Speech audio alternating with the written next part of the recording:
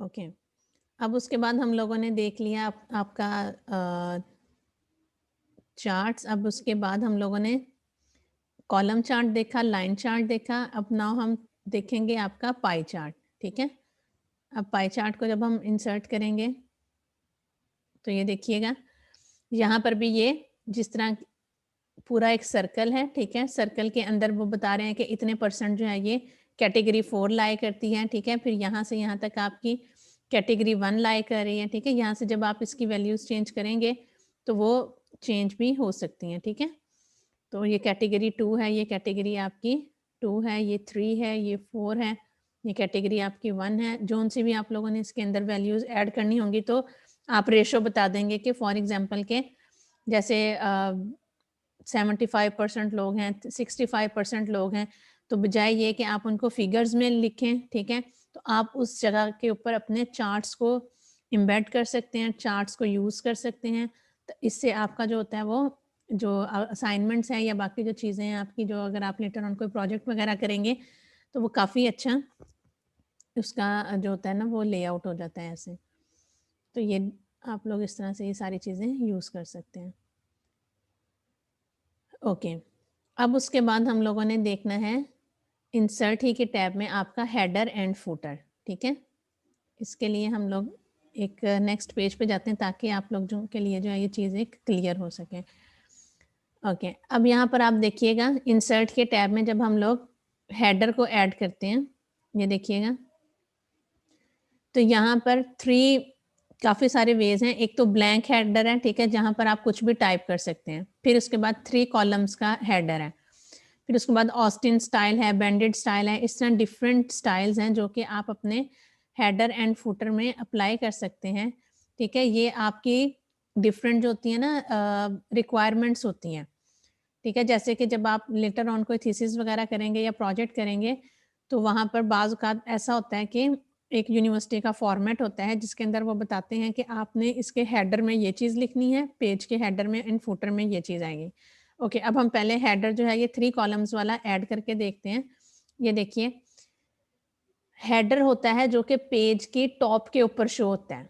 ठीक है, पेज की टॉप के ऊपर जो है वो शो होगा। यहाँ से आप फॉर एग्जांपल के अगर कोई यहाँ पर लिखना चाहता है कि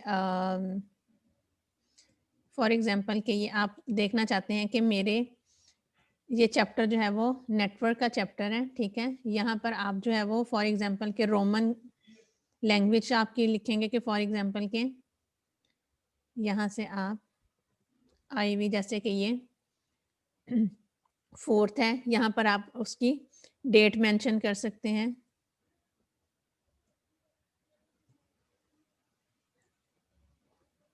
ठीक है, जैसे कि ये 18th Jan 2021। ठीक है, ओके, जब आप इसको अप्लाई कर देंगे, ठीक है, यहाँ से आपने इधर टैब के ऊपर जाएंगे क्लोज हेडर एंड फुटर। ठीक है, फिर आपने इसको यहाँ से क्लोज कर देना है।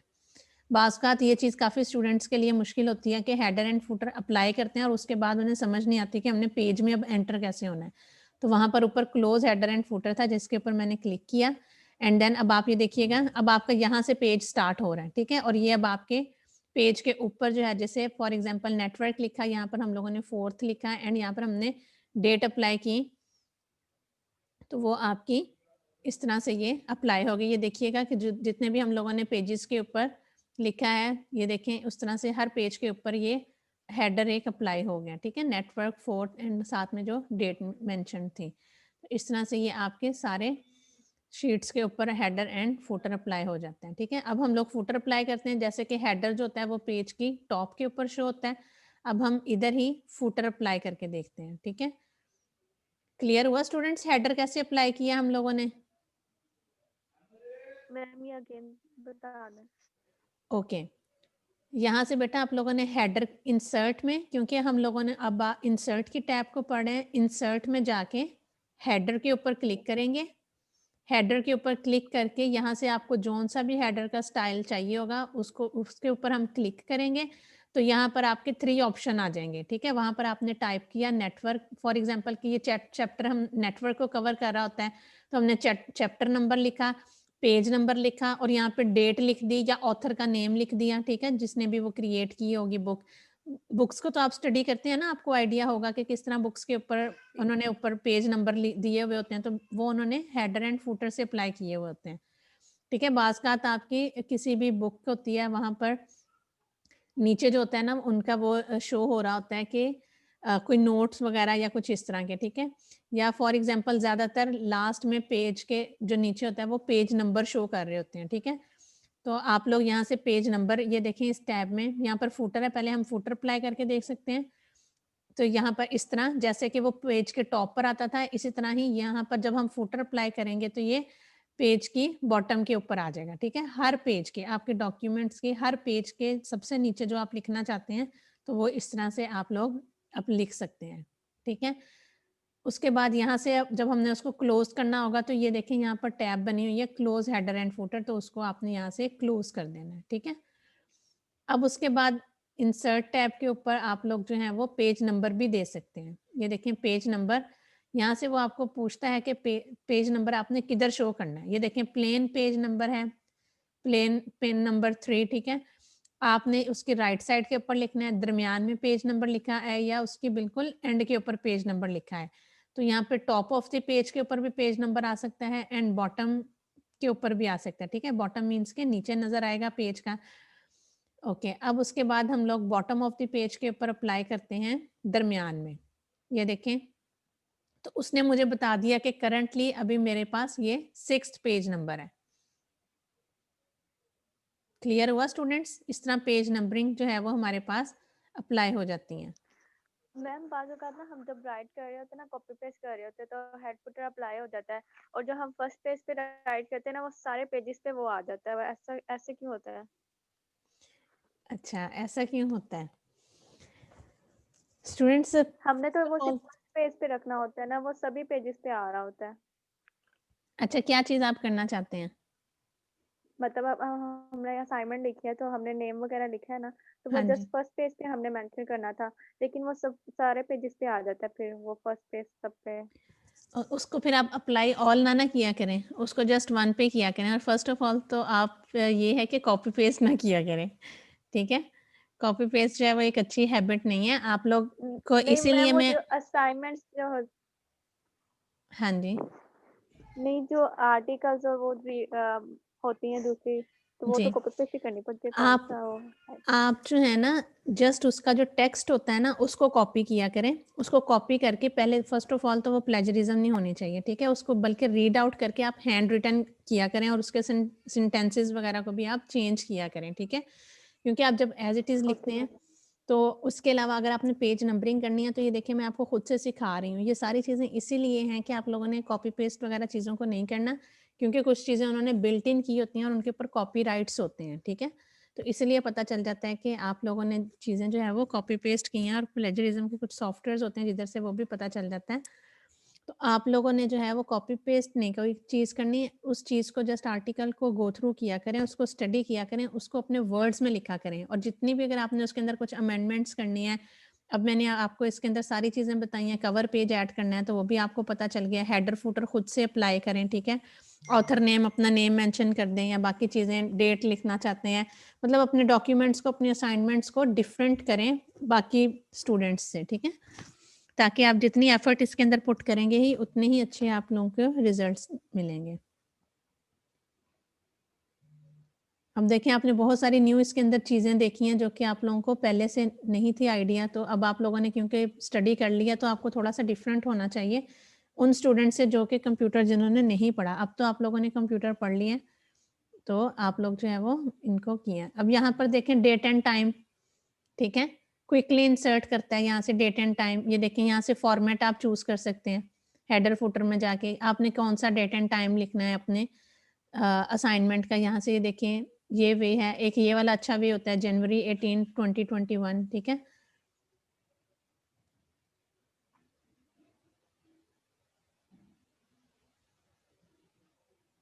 ये कवर पेज के ऊपर है इसलिए अप्लाई नहीं हो रहा। ये देखें नीचे हम लोगों ने जनवरी 18 2021, यहाँ से हमने बजाय ये कि आप लोग खुद टाइप करें, यहाँ से डेट एंड टाइम का के ऊपर क्लिक करें तो यहाँ पर वो आपको उसकी एग्जैक्ट जो भी आज डेट है, आपको किसी से पूछने की भी ज़रूरत नहीं है, तो बिल्ट इन जो है वो आपको एग्जैक्ट आपकी करंट डेट्स के ऊपर ले जाता है और वहाँ से टाइप कर देते हैं।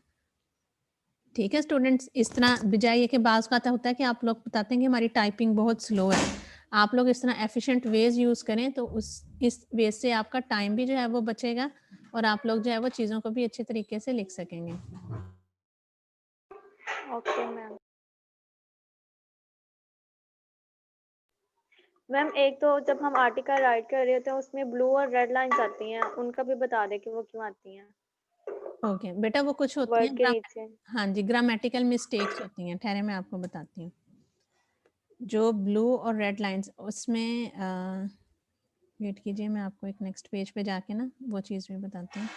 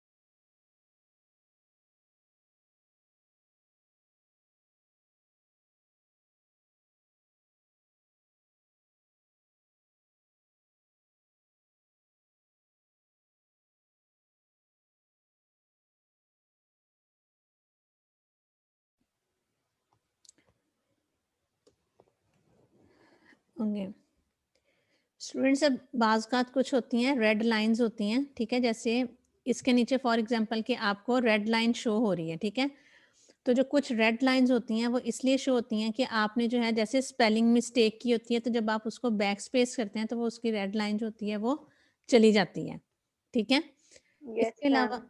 इसके अलावा कुछ आपकी जो होती हैं वो ग्रामेटिकल मिस्टेक्स होती हैं, ठीक है, जैसे फॉर एग्जांपल अब डॉट के बाद आपने स्पेस देनी होती है तो उसके बाद आप लोगों ने नेक्स्ट लाइन स्टार्ट करनी होती है। अगर आप लोगों ने डॉट के बाद स्पेस नहीं दी, ठीक है, तो वो उसको वहां से वो उसको ब्लू लाइन में शो करता है, आप ठीक है, तो जब आप इसको इस तरह फिर नेक्स्ट में स्पेस दे देंगे तो वो उसको ठीक कर देगा। ओके, अब एक और चीज हो जाती है, फॉर एग्जाम्पल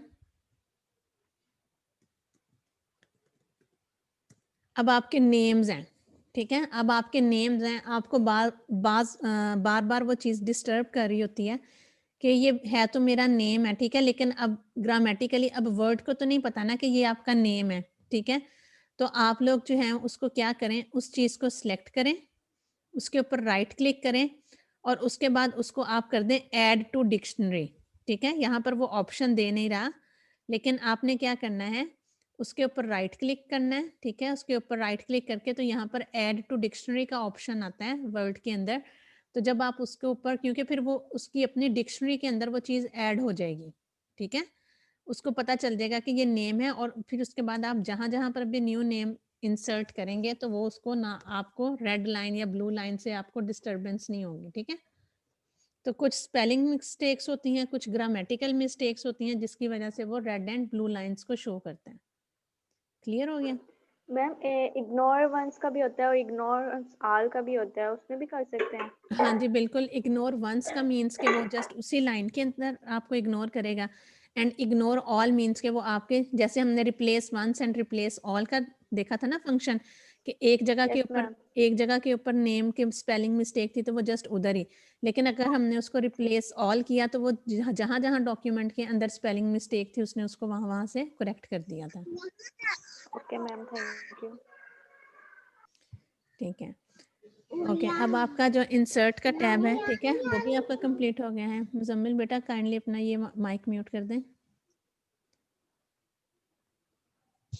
ओके, अब उसके बाद आपकी यहाँ से हमने डिज़ाइनिंग भी मैंने आपको बता दी है, ठीक है? डिज़ाइनिंग के अंदर आपने को ने जिस चीज़ की भी डिज़ाइनिंग करनी है, आप वैसे बेटर वे होता है कि आप उसको राइट क्लिक करके सेलेक्ट करें, राइट क्लिक करके उसमें आपने जौन-सी भी डिज़ाइनिंग करना चाहते हैं, तो आप कर सकते हैं, ठीक है? अदरवाइज़ डिज़ाइनिंग के टैब के अंदर भी ये डिफरेंट बताते हैं कि आप लोगों ने कौन-सा थीम रखना था, ठीक है?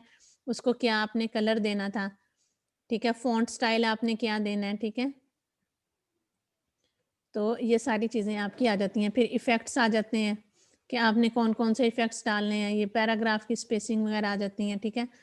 ओके, अब एक इम्पॉर्टेंट चीज़ जो है वो ज़्यादातर जो काफ़ी लोग यूज़ करते हैं, यहाँ से पेज कलर भी आप यूज़ कर सकते हैं। ये देखें जैसे इसको पूरा डार्क ब्लू कर दिया, लाइट ग्रे कर दिया, पिंक इस तरह, ठीक है? तो यहाँ से आप पेज वो भी फिर पेज बॉर्डर्स आ जाते हैं, ठीक है? जैसे कि यहाँ से तो नन है ना, जिस तरह आप लोग सिंपल जैसे हम लोग अपने उसके वैसे अगर पेपर शीट यूज़ करते हैं, ठीक है? तो उसके अंदर हम लोग पेज बॉर्डर्स में लाइन भी लगा सकते हैं, डॉटेड लाइन आ सकती हैं। अगर मैं ये वाली लाइन करके तो इसको ओके करती हूँ, तो ये देखें, यहाँ पर उसने ये लाइन्स लगा दी हैं पेज बॉर्डर्स में, ठीक है? एक इम्पॉर्टेंट चीज़ वाटरमार्क की है, इसको ज़रा गौर से देखिएगा। जैसे कि फॉर एग्ज़ाम्पल कि अगर तो कोई स्टूडेंट ये चाहता है कि ठीक है कि मेरी असाइनमेंट है और इसको आप कोई भी स्टूडेंट जो है वो कॉपी ना करे, ठीक है? कि ये मतलब ऑब्वियसली कि एक बंदे की प्रॉपर्टी होती है, उसने असाइनमेंट किया, हार्ड वर्क किया है, तो उसके पीछे आप अपना वाटरमार्क भी ऐड कर सकते हैं, ठीक है? फॉर एग्ज़ाम्पल के अब जैसे यहाँ पर उन्होंने लिखा डू नॉट कॉपी का, ठीक है? उसके पेज के बैक के ऊपर है ये चीज़। आप यहाँ से जाएँ, वाटरमार्क में जाएँ, कस्टम वाटरमार्क में जाएँ, यहाँ से आपने टेक्स्ट जो उसके ऊपर लिखना है, ठीक है? फॉर एग्ज़ाम्पल कि आपका रोल नंबर है 1601, ठीक है? 1602 फॉर एग्ज़ाम्पल। यहाँ से आप उसका कलर, ठीक है? कलर आप इसको लाइट भी कर सकते हैं ताकि आपका जो टेक्स्ट है वो अ, जो आपकी असाइनमेंट है उसको डिस्टर्ब ना करे, ठीक है? यहाँ से नीचे यहाँ से आप अप्लाई करेंगे तो इस तरह से आप उसका वाटरमार्क ऐड कर सकते हैं। ये वाले स्टाइल में, ठीक है? इस वाले स्टाइल में अक्सर वाटरमार्क लिखे हुए होते हैं कि आपके पेज के पीछे जो होते हैं, यहाँ से कस्टम वाटरमार्क में जाएँ, यहाँ से अपना रोल नंबर दें, ठीक है? जहाँ पर उन्होंने कॉन्फिडेंशियल लिखा है, वहाँ पर आप अपना वाटरमार्क भी अपना रोल नंबर भी दे सकते हैं, ठीक है? जिस तरह ऐसे पीछे आ जाएगा या अगर आप इसका साइज़ छोटा-बड़ा करना चाहें, ठीक है? मोर वाटर मार्क्स हैं, अगर आपको लग रहा है कि नहीं लेटर ऑन अगर आपने उसको किसी और चीज़ में यूज़ कर रहे हैं, तो यहाँ से आप उसको रिमूव भी कर सकते हैं, ठीक है? तो वाटरमार्क काफ़ी लोग जो होते हैं, वो यूज़ करते हैं अपने डॉक्यूमेंट्स को सेव करने के लिए, ठीक है स्टूडेंट्स?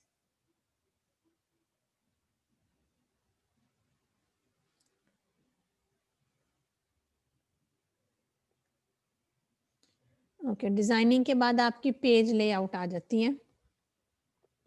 ये आपकी लास्ट है, ठीक है? एमएस वर्ड के अंदर। ओके, अब इसके अंदर आप लोगों ने क्या करना है, यहाँ से मार्जिन्स, ठीक है? मार्जिन्स बताते हैं कि आपका पेज मार्जिन कितना होना चाहिए, ठीक है? यहाँ से टॉप से वो बताते हैं कि ये जब आप लोग थीसिस करते हैं ना, तो उसके अंदर जो यूनिवर्सिटी होती है ना, उसके कुछ बिल्ट इन रूल्स होते हैं कि जब आप लोगों ने कभी किसी ने किसी का थीसिस पढ़ के देखा है या प्रोजेक्ट आप लोगों ने किसी का देखा है इस तरह वो जो हार्ड फॉर्म में होता है, गत्ता सा बाहर यूनिवर्सिटी का लोगो वगैरह लगा होता है और अंदर यस मैम, देखा हुआ है। देखा हुआ है ना? तो उसके अंदर यस जब मैम। आप लोगों ने अपना थीसिस या प्रोजेक्ट बनाना होगा ना, तो उसके अंदर वो बकायदा एक रूल होता है कि जो पेज का जो साइज़ है ना, पेज मार्जिन्स वो कितने होने चाहिए, ठीक है? फिर अक्सर स्टूडेंट्स वहाँ पे जाके कन्फ्यूज़ हो जाते हैं कि भई हमें तो वर्ड के अंदर पेज मार्जिन्स लगाने ही नहीं आते, हमें कैसे पता चलेगा कि पेज मार्जिन इतना होना चाहिए, ठीक है? तो अब इन चीज़ों को गौर से देख लें, ये लेटर ऑन भी आपके काम आएँगी। तो यहाँ से नॉर्मल उन्होंने बताया है कि नॉर्मल देखें टॉप से 1 इंच, बॉटम से 1 इंच, लेफ्ट से 1 इंच एंड राइट से 1 इंच। फिर उसके बाद आप यहाँ से एंड जब इसके ऊपर क्लिक करते हैं, तो नीचे कस्टम मार्जिन्स का ऑप्शन आता है, ठीक है? बाज़-औक़ात वो बताते हैं कि आपके जो मार्जिन्स हैं, वो टॉप और बॉटम से 1.5 होने चाहिए एंड लेफ्ट और राइट से 1 इंच के होने चाहिए। तो आप यहाँ से कस्टम मार्जिन्स के ऊपर जाएँ, तो वो बताते हैं कि यहाँ से टॉप का जो है वो 1 है, तो आपने 1 यहाँ से 0.5 कर देना है, ठीक है? और बॉटम से भी 1.5 का मार्जिन। ओके, अब लेफ्ट से मैं जस्ट आपको समझाने के लिए कह रही हूँ कि मार्जिन यहाँ से हम फॉर एग्जांपल 3 इंच, वैसे इतना होता नहीं है, जस्ट इसलिए कि आपको आइडिया हो जाए टेक्स्ट के मार्जिन होते क्या हैं बेसिकली। ओके, यहाँ से जब आप इसके ऊपर अप्लाई करेंगे तो ये देखें उसने मार्जिन यहाँ से इतना इतना छोड़ दिया, ठीक है? अब यहाँ से आप पेज में बेसिकली इधर से इधर नहीं अब आप क्लिक कर सकेंगे, ठीक है? यहाँ से आपका पेज स्टार्ट हो रहा है। जैसे बचपन में इस तरह लाइंस लगाते होते थे, याद है आपको? पेज पे ऐसे-ऐसे लाइंस लगाते थे और मीन्स के फिर इतना पेज का हिस्सा खाली होता था और यहाँ से लिखना स्टार्ट यस करते थे, मैम। ठीक है?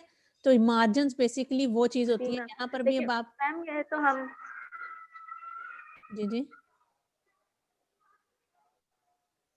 मैम ये तो मिड पेज का मिड आ गया ना, तो हम मिड में वैसे भी तो ले आते हैं जब हम इंसर्ट हाँ, पे हाँ, जाते वैसे हैं ही तो मैं पेज आपको बता लेफ्ट और रही हूँ। राइट करते हैं। जी, बिल्कुल आपकी बात ऐसे भी ठीक तो है। कर सकते हैं। हम वो मार्जिन्स का मैंने आपको जस्ट कॉन्सेप्ट समझाया है, अदरवाइज़ 3 मार्जिन होता नहीं है, ठीक है? स्टैंडर्ड मार्जिन उन्होंने 1-1 इंच का दिया होता है क्योंकि ओके आपको भी मैम। पता होगा कि जब आप पेज पे लाइन लगाते हैं, तो आपने कभी भी हाफ पेज छोड़ के नहीं लिखा, ऑलमोस्ट यहाँ पर करके आप लाइन लगाते थे, ठीक है? इधर और इधर से भी इधर लगाते थे। उनको मार्जिन्स ही बोलते थे, जो कि हम लोगों को बचपन में टीचर्स कहते थे कि पेज के ऊपर लाइन लगा लें, ठीक है? ताकि आइडिया होता है कि हमने कहाँ से लिखना स्टार्ट करना है और एक आपका प्रॉपर वे होता है चीज़ लिखने का। तो इस तरह इसका जस्ट मैंने ये आपको बताने के लिए 3 लिखा है, अदरवाइज़ 3 मार्जिन नहीं होता, 1 होता है या 1.5 होता है, ठीक है? यहाँ से आप इसको 1.5 कर लें, ठीक है? इधर से भी आपका मार्जिन 1.5 कर लें, ठीक है? यहाँ से जब आप इसके ऊपर ओके करेंगे तो ये देखें अब पीछे चला गया, ठीक है स्टूडेंट्स? तो इतना मार्जिन मीन्स के इस मार्जिन से समझ आ रही है आपको कि इतना पेज का हिस्सा आपका यूज़ नहीं होगा। अब यहाँ से आपकी राइटिंग स्टार्ट होगी। This is page margins. Okay?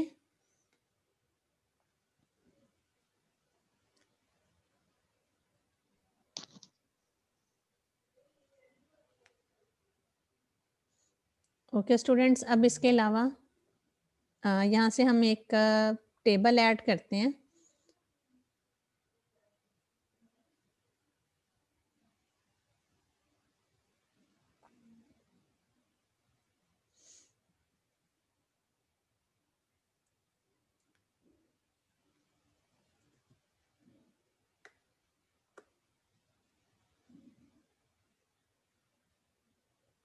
बल्कि आपको मैं इधर ही से बता देती हूँ उसका पेज लेआउट में।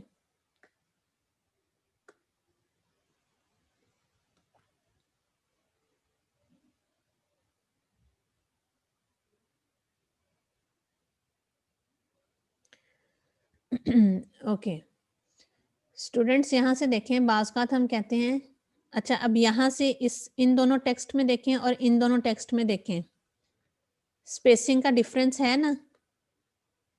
ये देखें, अब स्पेसिंग क्या होती है कि इस लाइन के बाद आपने जब एंटर किया तो ये देखें इधर तक आ रहा है, ठीक है? इसके अंदर 24 पॉइंट्स का डिफरेंस है, ठीक है? आप इसको यहाँ से सिलेक्ट करके कम भी कर सकते हैं। ठहरे मैं इसको इधर से पहले मिटाऊँ ताकि आपके लिए क्लियर हो जाए। ये देखें ये है यहाँ पर आपकी ये खुली-खुली लाइन्स में आ रहा है, ठीक है? स्पेसिंग। यस मैम, ये बहुत प्रॉब्लम आती है। ये प्रॉब्लम आती है ना, तो आपने अब इसको क्या करना है, इस तरह इसको सिलेक्ट करना है, तो यहाँ से आपने अगर इसको रिड्यूस करना हो तो इस तरह नीचे से कम करते जाएँ तो ये देखें ये स्पेसिंग आपकी ऐसे कम हो जाती है, ठीक है? यहाँ पर आप इसको ऑटो पर कर दिया करें। स्पेसिंग को यहाँ से आप इसको ऑटो पर कर दिया करें तो ये देखें जो जनरल फॉर्म होता है वो इस तरह शो कर देता है। अगर आपको लग रहा है कि ये बहुत तंग है और मुझे इसको थोड़ा खुला करना है तो इसका साइज़ आप यहाँ से इतने पॉइंट्स ऐसे इंक्रीज़ कर दिया करें। ठीक है स्टूडेंट्स? अब तो नहीं मैम नॉर्मल प्रॉब्लम कितना आएगी? होना चाहिए? जी? नॉर्मल कितना होना चाहिए? नॉर्मल बेटा ये ठहरें मैं 1 मिनट आपको दिखाती हूँ। यहाँ पर इसका एक ऑटो का ऑप्शन है, तो वो ये देखें। नॉर्मल इसका ये साइज है, ये जो ऊपर दोनों लाइंस के अंदर है, ठीक है। ऑटो कर दिया करें, और वो ऑलमोस्ट 0 पॉइंट्स का ही है। यहाँ से हम इसको जब ऑटो कर देते हैं ना, तो ये देखें वो खुद ही इसको एडजस्ट कर देता है, ठीक है। यहाँ से आप इसको ऑटो कर दिया करें। ओके, क्लियर है स्टूडेंट्स? Yes ma'am. और कोई बात तो नहीं पूछनी जो आपको वर्ड में किसी चीज में कोई प्रॉब्लम वगैरह आती हो? नो। ठीक है।